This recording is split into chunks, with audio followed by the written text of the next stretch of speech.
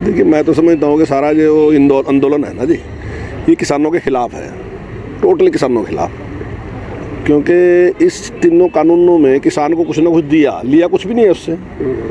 कौन सी चीज़ ली है? अभी तक मैं लगातार रोज़ाना देखता हूँ, ये डिबेट में आज तक कोई ऐसा नियम नहीं बता सके कि कौन सा नियम इनको ऐसा लग रहा है जिससे किसान को नुकसान होगा। ये डराने का काम कर रहे हैं, आपकी ज़मीन पे कब्जा कर लेंगे। किसी को भी लगता है कि हिंदुस्तान के किसानों की ज़मीन पे कोई कब्जा कर लेगा? कोई अडानी अंबानी, क्या सौदा है अडानी अंबानी? ज़मीन पे कब्जा करने की ताकत है उसके पास। मतलब ऐसे ही लोगों को डर है, आपकी ज़मीन पे कब्जा कर लेंगे, सारी चीज़ स्टॉक हो जाएगी, उसके बाद ब्लैक हो जाएगी, आटा 200 रुपये किलो हो जाएगा, फलाना हो जाएगा। ये डराने का काम कर रहे। तर्क नहीं, आज तक एक तर्क नहीं दे सके। मैंने यही बात कही कि भाई देखो, लोकतंत्र का जो प्राण है ना, वो संवाद है, डिस्कशन है। डिस्कशन से ही लोकतंत्र चलता है। तो आप बैठी, चाहे पार्लियामेंट में आप डिस्कशन करो, चाहे आप विधानसभा में डिस्कशन करो, चाहे आप टीवी पे डिबेट करो, कहीं भी आके आप डिबेट तो करो। आप बताओ तो सही कि ये क्लॉज इसमें ऐसी है जो नुकसान कर देगी किसान का। अब ये कानून अगर आपने मानना मानो, नहीं मानना ना मानो, कहाँ है इसमें कहा कि आप जरूरी मानो इसको?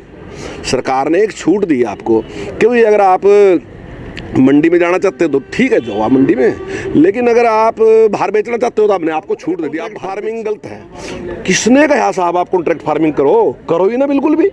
कौन कह रहा करो आप? सरकार ने तो ये कहा कि अगर आप करोगे, आपकी इच्छा हैगी, तो आपके हितों की रक्षा करनी हमने। ये काम सरकार का है, सरकार की ड्यूटी है। सरकार बनी क्या है वास्ते? कानून व्यवस्था वास्ते बनी सरकार। दूसरा काम क्या है कि गरीब का शोषण रोकने वास्ते सरकार है। वो शोषण किसी प्रकार का हो, चाहे वो आर्थिक शोषण हो और चाहे शारीरिक शोषण हो। क्योंकि कोई भी ताकतवर व्यक्ति है, चाहे शरीर से ताकतवर है चाहे पैसे से ताकतवर है, तो वो शोषण कर सका अपने से कमजोर का। तो सरकार की ड्यूटी है कि वो शोषण नहीं होना चाहिए। इसलिए उन्होंने नियम बना दिए। उन्होंने नियम बनाया कि भाई अगर आप कॉन्ट्रैक्ट फार्मिंग करोगे तो आपकी पेमेंट अगर कोई रोक लेगा, जिसने कॉन्ट्रैक्ट कराया, तो 2 दिन के बाद उसको, 3 दिन के बाद उसका ब्याज देना पड़ेगा, बिना ब्याज के नहीं। अगर उसने कोई इंफ्रास्ट्रक्चर वहाँ खड़ा कर लिया और वो बाद में टकता नहीं, किसान कमज़ोर है, वो मस्ती करा, गुंडागर्दी करा, तो लेकिन कानून बना दिया कि भाई उसके बाद इतने टाइम के बाद अगर आपने टह लिया ठीक है, नहीं तो वो आपको हो जाएगा इंफ्रास्ट्रक्चर। अगर कोई प्राकृतिक आपदा आएगी तो आपने तो कॉन्ट्रैक्ट कर रखा कि मैं इतनी सप्लाई आपको दूंगा, लेकिन ओले पड़ गए और आपकी फसल नष्ट होगी, या पाड़ा पड़ गया आपकी फसल नष्ट होगी, या बारिश ज़्यादा होगी आपकी फसल नष्ट होगी। तो सरकार ने एक नियम बना दिया कि भाई इसमें बाध्य नहीं है किसान कि आपका कॉन्ट्रैक्ट पूरा ही करागा। उसने एक बना दिया कि भाई अगर ऐसी स्थिति हो जाएगी तो वो कॉन्ट्रैक्ट पूरा करने के लिए जिम्मेदार नहीं है। दूसरा, अगर आपको लगता है कि मैंने कॉन्ट्रैक्ट तोड़ना, तो एक नियम बना दिया, किसान कॉन्ट्रैक्ट कभी भी तोड़ दो, लेकिन जो उसको कंपनी कॉन्ट्रैक्ट नहीं तोड़ सकती। तो ये सारे जो कानून है सारे के सारे किसान के हित के बनाए, ताकि किसान का कहीं शोषण ना सका। और अगर नहीं आपने मानना तो ना मानना, कोड कह आप देखो ऐसा है, ये सारा का सारा फंडा है चलिया, ये सारा का सारा असली टारगेट तो अव्यवस्था फैलाना है। अब उसमें कुछ ना कुछ लोग मारे भी फंस गए, कुछ लोग अनजान पड़े में फंस गए, कुछ लोगों ने तो टारगेट करके बहकाने का काम किया, और कुछ लोग सीधे साधे वैसे फंस गए। उनको डरा दिया कि भाई देखो मेरा तो इशारा साफ है, मेरी तो 100% गारंटी है। जो मैं कह रहा, मैं तो कह रहा सीधा सीधा चाइना का है।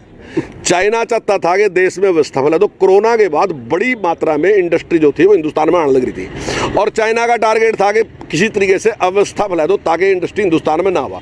कोई भी व्यापारी कभी भी वहाँ नहीं जाता जहाँ कानून व्यवस्था की स्थिति थोड़ी खराब हो जाए। तो उन्होंने जानबूझ गए करने का काम किया। अब उसमें ऐसा ऐसा बहुत से लोग मिल गए। अब जिसका भी टारगेट था अव्यवस्था फैलाना और गड़बड़ था वो भी था।